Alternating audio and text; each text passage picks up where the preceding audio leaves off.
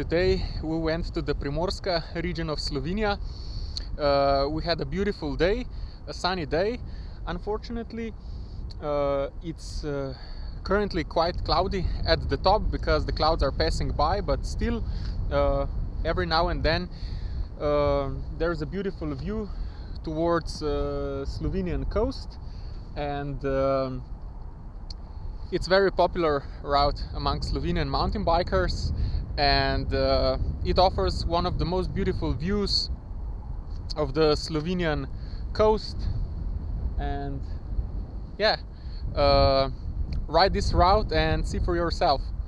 Thank you guys, and don't forget to check the description below, where you can also download the GPS track and see the further route info.